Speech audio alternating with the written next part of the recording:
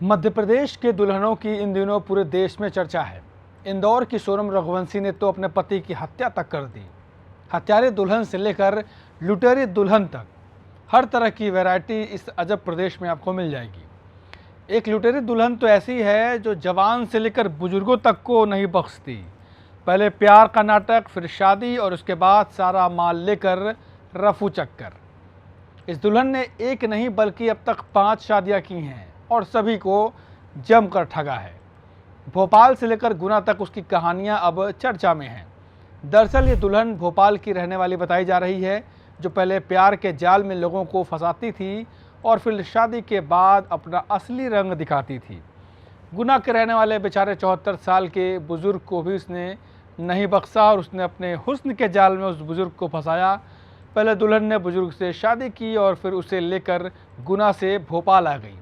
बाद में 3 महीने बाद ही उसने बुजुर्ग के साथ रहने से मना कर दिया और उसकी सारी संपत्ति हड़प ली। बेचारे बुजुर्ग ने भोपाल के निशातपुरा थाने में मामले की रिपोर्ट दर्ज कराई है। पुलिस ने जांच पड़ताल शुरू की तो पता चला कि दुल्हन इसी तरह कई लोगों को फंसाकर उनकी संपत्ति हड़प चुकी है। इस फरेबी हसीना का नाम भी हसीना बी है, जिसने 5 अलग अलग लोगों से शादियां करके उन्हें ठग लिया। वहीं गुना के रफ़ीक उर्फ बड़े मियाँ को मिलकर 3 और पीड़ितों का पता चल गया है, जबकि अभी एक और शख्स की जानकारी नहीं मिली है। दुल्हन ने सभी शादियों में एक ही पैटर्न अपनाया था। ऐसे में पुलिस ने सभी पीड़ितों से संपर्क किया और फिर मामले की जांच शुरू की। गुना जिले के रफ़ीक अहमद ने बताया कि वो उम्र के आखिरी पड़ाव में हैं। उनकी पत्नी का इंतकाल हो चुका है।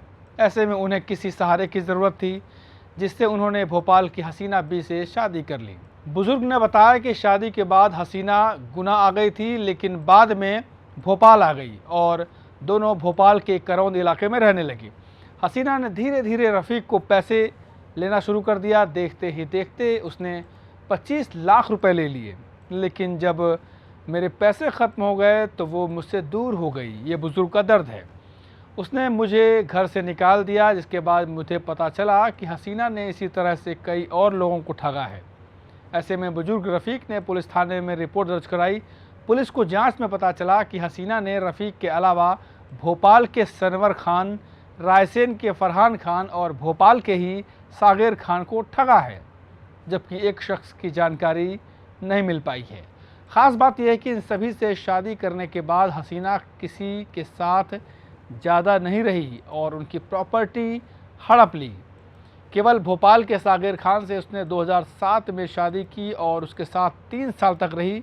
इसके बाद उसने सागेर को छोड़ा और यही काम शुरू कर दिया। सागेर और हसीना के 2 बच्चे भी हैं जो अपने पिता के साथ रहते हैं।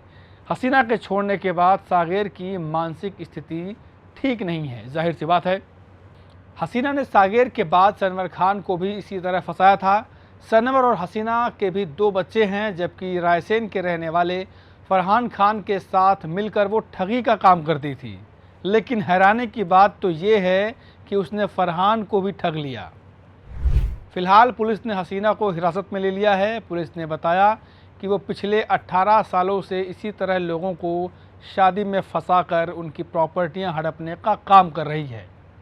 यहाँ तक कि ये बुज़ुर्गों की पेंशन तक खा जाती है। गज़ब का बिजनेस है भाई। प्यार करो, शादी करो, प्रॉपर्टी हड़पो और फिर रफू चक्कर हो जाओ। खैर, अब हसीना सलाखों के पीछे है, कई और राज भी खुल सकते हैं। फिलहाल इस खबर में इतना ही।